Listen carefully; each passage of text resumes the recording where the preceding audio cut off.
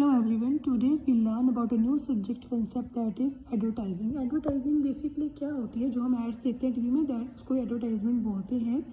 ये एक paid form होती है। देखिए इसमें बोला था about definition include the direct personal communication with presentative selling appeal hence is not distinguish between advertising personal selling. Advertising को हम पर्सनल सेलिंग के साथ सिमिलर वर्ड नहीं कह सकते हैं। एडवर्टाइजिंग में personal selling plus other selling methods भी इंक्लूड होते हैं। ये any paid form of non personal presentation of idea, ये पेड फॉर्म में होती है, फ्री में तो नहीं होती है, इसलिए पेड फॉर्म होगी। इसलिए for non personal presentation of idea प्रेजेंटेट करते हैं हम अपने आइडिया को, किसी भी सिंगल एक पर्सन के लिए नहीं होती, बहुत सारे पर्सन के लिए होती है, तो इसलिए नॉन पर्सनल हो गई। कि इसके लिए क्या करते हैं, इस ऐड में हम अपने आइडिया को, गुड्स को, सर्विसेज को हम शो ऑफ करते हैं। किसको? बाय एन आइडेंटिफाइड स्पॉन्सर, किसी एक स्पेसिफिक आइडेंटिफाइड स्पॉन्सर के थ्रू। एडवर्टाइजमेंट क्या है? एक पेड फॉर्म है। किसके लिए? कम्युनिकेशन के लिए। Someone must have an interest in it and it must pay for it.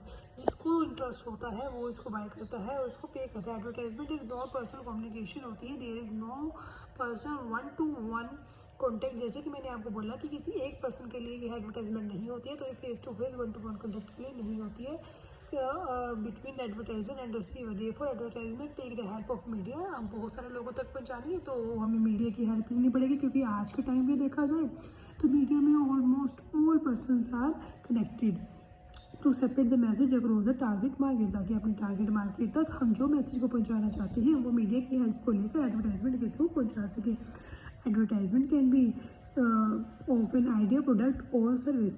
Advertisement किसी प्रोडक्ट की हो ये कोई ज़रूरी नहीं है, सर्विस करने वाले भी अपनी एडवर्टाइजमेंट करते हैं। वो तो जब कोई न्यू आइडिया लाया जाता है तभी उसको एडवर्टाइजमेंट की जाती है। Advertisement include not only business firm. Advertisement सिर्फ और सिर्फ बिजनेस फर्म के लिए नहीं यूज़ की जाती, बट ऑल्सो नॉन बिजनेस के लिए भी यूज़ की जाती है ऑर्गेनाइजेशन में। जैसे कि हम बात करें गवर्नमेंट एजेंसीज होगी, इंडियन आर्मी, एजुकेशन इंस्टीट्यूट हो गए।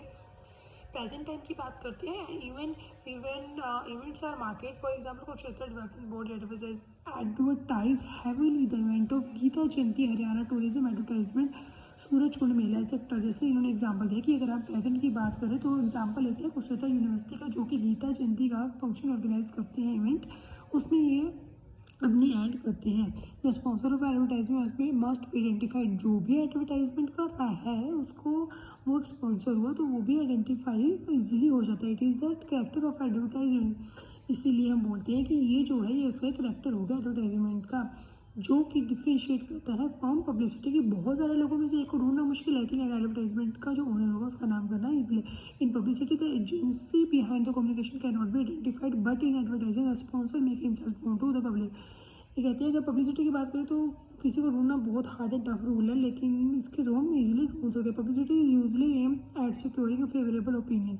पब्लिसिटी का मेनली जो एम होता है वो ये होता है कि हम सिक्योर कर सकें फेवरेबल ओपिनियन को किसी प्रोडक्ट और सर्विस के बारे में। This is achieved by right ups और आर्टिकल इन प्रेस और फीचर ऑन रेडियो एक्सेट्रा। किसी के थ्रू भी हो सकती है। आगे हम बढ़ते हैं advertisement and product mission promotion mix क्या होता है? प्रमोशन मिक्स क्या एक वाइड टर्म होती है जो कि इंक्लूड करती है कुछ कंपोनेंट्स। इसमें फर्स्टली होता है advertisement paid for non personal presentation promotion of goods and services idea by identifiable sponsor. Means हमने पढ़ा था कि एडवर्टाइजमेंट पेड फॉर्म है जो कि नॉन पर्सनल होती है और इसको प्रमोशन तो चाहिए ना, चाहे हम गुड सर्विस आइडिया कुछ भी कर रही हूँ। अगर मैं एक ही जगह पे खड़ी रहूँगी तो मेरा ऐसा एडवर्टाइजमेंट करने का कोई पर्पस नहीं होगा। मैं चाहती हूँ मैं बढ़ोतरी करूँ, मैं ग्रो करूँ, तो मुझे इसके लिए प्रमोशन की नीड है। सेल प्रमोशन में क्या होता है? Short term incentive to the buy. कुछ टाइम के लिए जो हमारे खरीदने वाले कस्टमर्स होते हैं, बायर होते हैं, उनको इंसेंटिव दिया जाता है given on promotion of cell.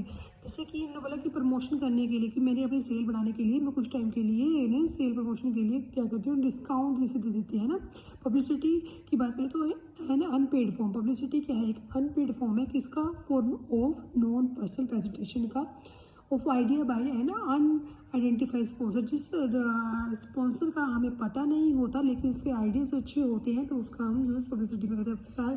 Personal selling क्या होती है? फेस टू फेस कम्युनिकेशन करना किसके बीच में? सेलर के और बायर के बीच में। As an evident from about promotion mix include करता है बहुत सारे कंपोनेंट्स को। एडवर्टाइजमेंट सिग्निफिकेंट करते हैं most of the component. The marketer have experience and maximum result of the marketing communication can be achieved. इसमें जो मार्केटर है वो एक्सपीरियंस करता है कि बहुत सारे जो रिजल्ट आ रहे हैं मार्केटिंग कम्युनिकेशन के, उसको अचीव किया जा सकता है एडवर्टाइजिंग के थ्रू। क्योंकि देखो मार्केट के अंदर बहुत सारे प्रोडक्ट होते हैं, उनको हमें आइडेंटिफाई करना है कौन सा प्रोडक्ट अच्छा है, कैसा प्रोडक्ट मार्केट में आ गया है, नहीं आया है, वो सब इसके थ्रू एडवर्टाइजमेंट के थ्रू हम लोगों तक पहुँचा सकते हैं। जैसे कुछ रीजन होते हैं एडवर्टाइजमेंट के जो मोस्ट इंपॉर्टेंट कंपोनेंट होते हैं, जैसे कि पहले रीजन की बात करते हैं जिसमें when the sponsor is identified, क्योंकि हमें पता है कि इसमें हमारा जो स्पॉन्सर है वो आइडेंटिफाइड है, the consumer can know which product is being talked of. Advertisement के थ्रू ही हम ये देख सकते हैं कि कंज्यूमर को इजीली पता चल सकता है कि किस बारे में ये ऐड की जा रही है ना। In publicity buyer can mistake the communication from similar competitive product. अगर हम पब्लिसिटी की बात करें तो एक ही तरह के बहुत सारे प्रोडक्ट होते हैं मार्केट के अंदर, तो उन बायर्स को उन प्रोडक्ट को compete करने के लिए थोड़ा प्रॉब्लम हो सकती है कि कौन सा वन बेटर है, और मिस्टेक भी कर सकते हैं। नेक्स्ट करते हैं एडवर्टाइजमेंट का मोस्ट इंपॉर्टेंट मशीन क्या है, वो ब्रांड बिल्डिंग। ब्रांड बिल्डिंग के लिए इसको होता है it is establish that without successful branding the consumer are likely to forget the product. तो ये बोलते हैं कि ये इस्टेब्लिश करना कि विदाउट सक्सेसफुल ब्रांडिंग, की बिना किसी अच्छे ब्रांड के कंज्यूमर के माइंड में are likely to forget the, consumer के माइंड में प्रोडक्ट की इमेज क्रिएट करना बहुत मुश्किल होता है क्योंकि वो भूल जाता है and may not purchase that one in table sponsor, क्योंकि वो खरीदना भी नहीं चाहता स्पॉन्सर के बेसिस पर। तो ये भी एडवर्टाइजमेंट के थ्रू हम ऐड ले सकते हैं। Next one is even other component होते हैं बहुत सारे जो कि मोर इफेक्टिव करते हैं, जैसे कि are not sponsored by advertisement. For example कह रहे sale promotion companies of a company need an active advertising campaign to inform the buyer of the scheme launch by the marketer. लिखिए इन्होंने बोला है कि अगर हमने सेल्स को प्रमोट करना है तो एक कंपनी क्या करती है, एडवर्टाइजमेंट करती है और उसमें अपने बायर्स को अपनी स्कीम जो वो लॉन्च कर रहे हैं मार्केट के अंदर उसकी इन्फॉर्मेशन देती है। In absence of advertising buyer may not come forward to purchase the desire product. अगर उसको पता ही नहीं होगा कि मार्केट में ये प्रोडक्ट आ गया है तो वो कैसे खरीदेगा ना। Also the marketer channel might not give the incentive to the consumer, वो भी नहीं देते हैं if there is no advertisement. कहते हैं बिना एडवर्टाइजमेंट के जो मार्केटर होते हैं वो उन्हें वो फायदे, जैसे कि किसी चीज़ के साथ कोई चीज़ फ्री मिलना, वो उनको नहीं देते। Similar person selling needs an active support bye advertisement. इसलिए हम बोल सकते हैं कि जो पर्सनल सेलिंग होती है उसमें ज़रूरत होती है एक्टिव सपोर्ट की, advertisement. The possibility of sale increase if consumer is exposed. और कहते हैं हमारी सेल बढ़ने के चांस सिर्फ तब होते हैं जब हमारा जो कंज्यूमर है वो एडवर्टाइजमेंट को बार बार देता है। एग्जाम्पल लेते हैं Eureka Forbes relies heavily on personal selling. उन्होंने बिलीव किया इस पर, yet it invest heavily in advertising so that consumer are aware about the company and its product. क्योंकि कस्टमर अगर बार बार ऐड को देखेगा तभी वो अवेयर होगा कि क्या प्रोडक्ट और कौन सी कंपनी उस प्रोडक्ट को लेके आ रही है। During the market introduction stage starting की बात करें तो बेसिक प्रमोशन ऑब्जेक्टिव क्या होता है, इन्फॉर्मेशन करना, स्टिमुलेट करना, प्राइमरी डिमांड। सबसे पहले हमारा ऑब्जेक्टिव क्या होता है कि हम कस्टमर को इंट्रोड्यूस करवाएं कि इस टाइप का कोई प्रोडक्ट मार्केट में है। तो इस स्टेज में क्या होता है, few potential innovator are there and innovators are there and personal selling plays important role in finding the customer, finding pursuing channel member to carry out new product. इस stage में हमें जैसे पता है कि न्यू हमारा जो इन्वेंटर है वो मार्केट में प्रोडक्ट को लेके तो पर्सनल सेलिंग का इंपॉर्टेंट रोल प्ले करती है कस्टमर का फाइंड करने के लिए चैनल को। सेल प्रमोशन में भी target sale people to member. Sale promotion का सेल को प्रमोट करना, ग्रोथ करना होता है, तो इससे हमें नाम से पता चलेगा कि कितने लोग हमारे प्रोडक्ट को लेके इंटरेस्टेड है, वो देखना।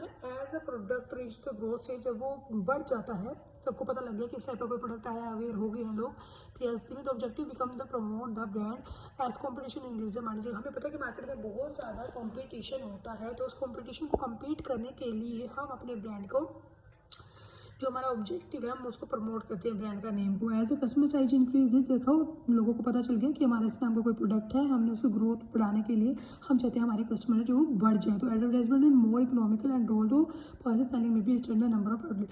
तो इसमें इस टाइम पे हम एडवर्टाइजमेंट करना बहुत पसंद करते हैं कि लोगों को पर्सन सेलिंग के थ्रू आइडिया तो हो गया लेकिन नंबर ऑफ आउटलेट्स हमारे बढ़ जाएँ।